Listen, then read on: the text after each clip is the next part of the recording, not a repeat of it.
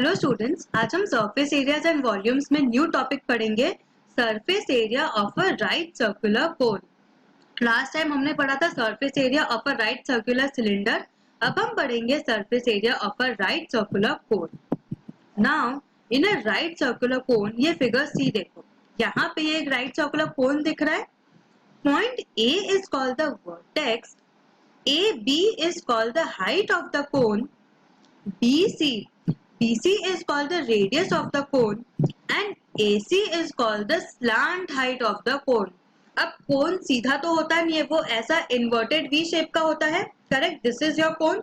तो ये वाला जो पार्ट है इसको आप स्लांट हाइट बोलोगे, ठीक है, इसको बोलोगे slant height. That is AC is your slant height of the कोन। अब इसको हम रिप्रेजेंट करेंगे L से। Here B will be the center or the circular base of the cone. B क्या होगा? Center of the circular base of the cone. ठीक है ना।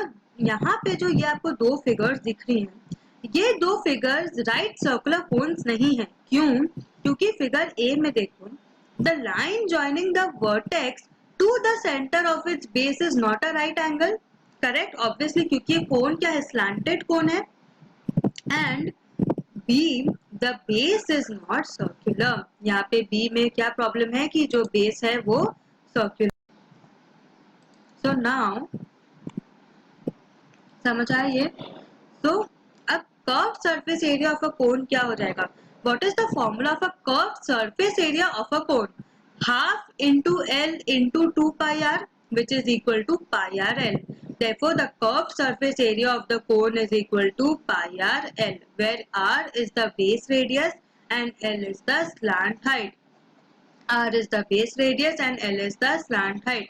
That is curved surface area of a cone is equal to pi r L. अब देखो पूरा completely different formula है जो हमने पहले के सेशंस में पढ़ा था और अभी, इसीलिए पॉसिबिलिटी है कि आप एक फॉर्मूला को आप दूसरे के फॉर्मूले में अप्लाई कर दो एंड दूसरे का पहले में। तो ये सब अवॉइड करने के लिए practice these formulas daily. Daily ये फॉर्मूलाज लर्न करो ताकि आप कंफ्यूज ना हो एंड सही फॉर्मूला सही जगह पे अप्लाई करो, ठीक है। तो यहाँ पे हमें curve surface area of cone है, where r is the base and L is the slant height. Now note that L square is equal to r square plus h square using the Pythagoras theorem. ये देखो यहाँ पे ये figure में देखो, यहाँ पे एक राइट एंगल फॉर्म हो रहा है, correct, from the vertex to the base. तो ये राइट एंगल है, तो side of a triangle opposite to the right angle क्या हो जाएगा? हाइपोटेन्यूज। ये हम ट्रायंगल्स में हम ये पढ़ चुके हैं। So therefore, using the Pythagoras theorem, L square or the hypotenuse square is equal to h square plus r square, correct? Where h is the height of the cone. So यहाँ पे आप height किससे find कर सकते हो? Using this formula, that is L square is equal to r square plus h square. ठीक है, आपको तो length चाहिए, length का square नहीं चाहिए। So length is equal to under root of r square plus h square. Now if the base of the cone is to be closed, मतलब जो base है कोन का वो आपको बंद करना है, ओपन नहीं रखना है, then a circular piece of paper will be required to cover that base. That is, then a circular piece of paper of radius r is required whose area is pi r square. आपको पता है कि area of a circle क्या होता है? पाई R square. तो चाहे circle आप सिलेंडर में यूज करो या कोन में यूज करो, सर्कल का एरिया तो सेम ही रहेगा, पाई आर स्क्वायर। तो total surface area of the cone क्या हो जाएगा? Pi R L plus pi R square. Pi R L क्यों? क्योंकि curve surface area of the cone is pi R L plus area of the circle is pi R square. तो pi R L plus pi R square which is equal to pi R, जैसे हमने पाई are common ले लिया दोनों में से, into L plus R. Therefore, the total surface area of the cone is equal to pi r into L plus R. Example 4. Find the curved surface area of a right circular cone whose slant height is 10 centimeters and base radius is 7 centimeters. मतलब आपको क्या करना है? Right circular cone का curved surface area ढूंढना है। Slant height मतलब क्या? L.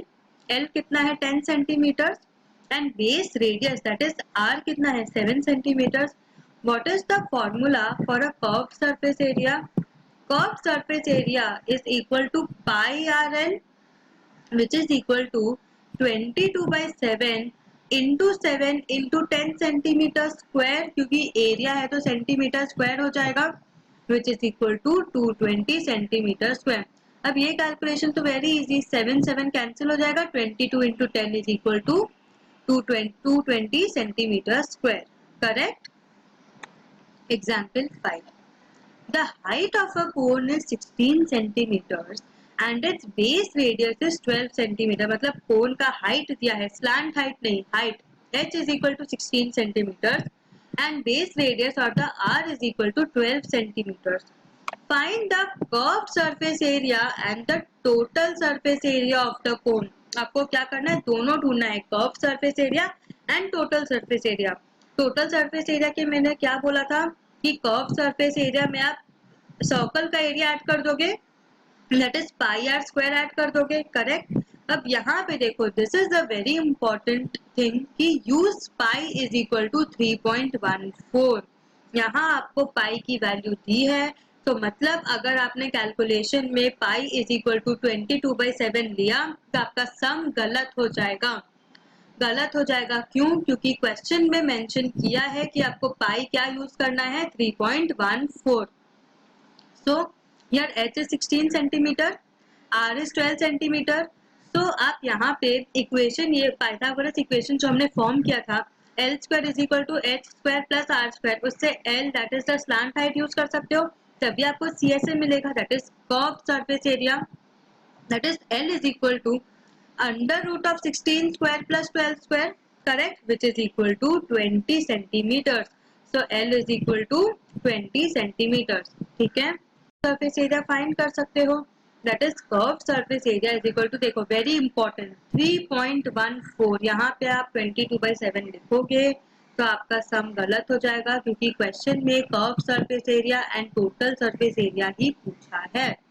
Correct, that is 3.14 into radius 12 into L is 20, which is equal to curved surface area is equal to 753.6 centimeter square।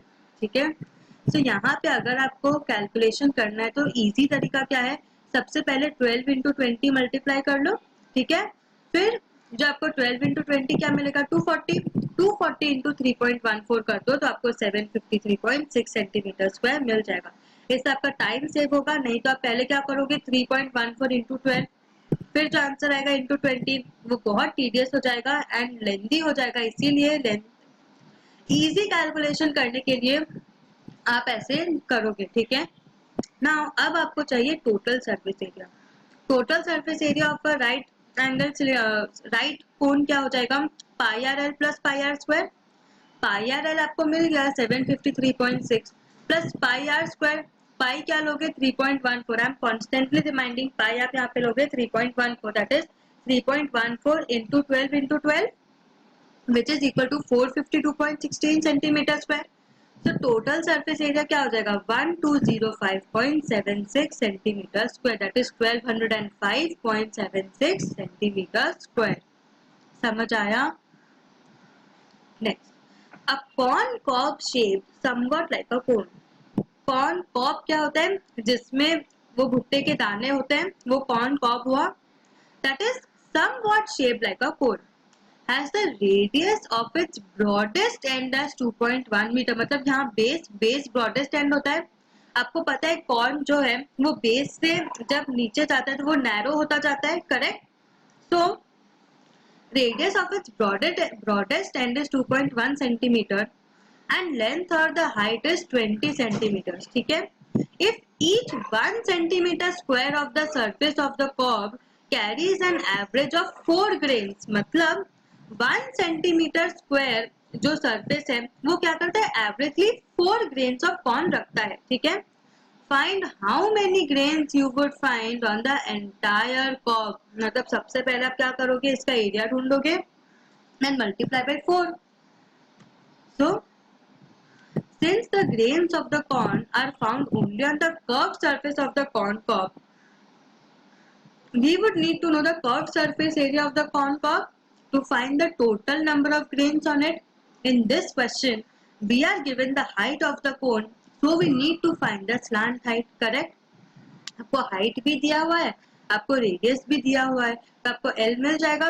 L is equal to under root of R square plus, that is L is equal to under root of 2.1 the whole square plus 20 the whole square which is equal to 20.11 centimetres. ठीक है, therefore the curved surface area of the cone curve क्या हो जाएगा, pi R L.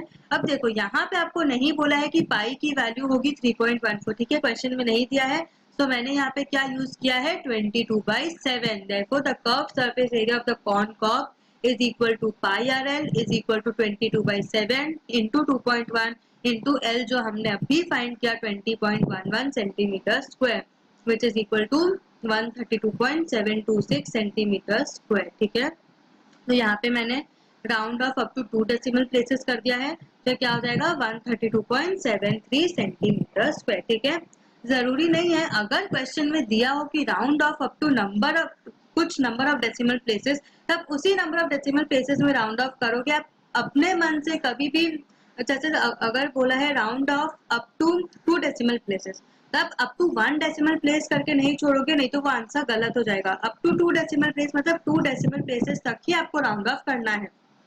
So number of grains of corn on 1 centimetre of the surface of the corn cob is 4, correct, ये question में ही दिया है। Therefore number of grains on the entire curved surface of the cob क्या हो जाएगा 132.73 into 4 which is equal to 530.92, that is equal to 531 approx. अब देखो क्योंकि नंबर ऑफ ग्रेन्स डेसिमल में नहीं हो सकता, इसीलिए हमने 0.9 था तो round off to the next higher number किया, that is 531। So there would be approximately 531 grains of corn on the cob. ठीक है, समझ आया? So what I will learn today, आज हमने न्यू टॉपिक पढ़ा, इसके एग्जाम्पल्स देखे, हमने curve surface area of a cone and total surface area देखा। यहाँ पे आपको ये समझ में आना चाहिए कि थोड़ा आपको practical knowledge and plus application skills आना चाहिए, तभी आप जाके सम्स ऐसे सॉल्व कर सकोगे। ये तभी होगा जब आप प्रैक्टिस करोगे and new different types of sums करोगे। ठीक है, so have a good revision, thank you.